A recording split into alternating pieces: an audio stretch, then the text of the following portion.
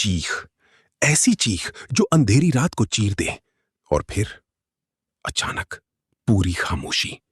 कुछ ही पलों में वो इंसान जमीन पर गिरा, तड़पा और सिर्फ राख बनकर रह गया।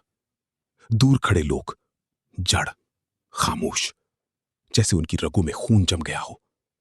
और फिर उसी पल एक और खौफनाक मंजर। आसमान पर काले बादल छाए हुए थे। हवा में एक अजीब सी घुटन थी, जैसे फिजा खुद किसी राज को छुपा रही हो। सड़कें सुनसान पड़ी थीं, ना कोई आवाज, ना कोई इंसान। जंगल के अंदर हर जानदार अपने बिल में दबका हुआ था। ये रात आम रात नहीं थी। ये खामोशी किसी तूफान से पहले की खामोशी थी।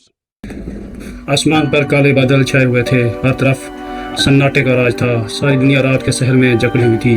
सड़कें सुनसान पड़ी हुई थी। जंगल के जानवर भी अपने अपने ठिकानों में दबके हुए थे। लेकिन जंगल के बीचों बीच एक बूढ़ा और एक नौजवान एक इंसानी खोपड़ी के सामने आलती पालती मारे बैठे हुए थे। लड़का आंखें बंद किए हुए मुंह में कुछ बुड़बुड़ा रहा था। बूढ़ा खामोशी के सामने पड़ी हुई खोपड़ी को घूर रहा था। अचानक खोपड़ी बगैर किसी सहारे के हवा में बुलंद हो गई। खोपड़ी बुरी तरह कांप रही थी। लड़के ने एक झटके से आंखें खोल दी। इसकी आंखें बेहद सुर्ख थी। कक कक कबीर, मम, मुझे माफ कर दो, तब तुमने मुझे जेर कर लिया। तुम जीत गए कबीर, तुम जीत गए।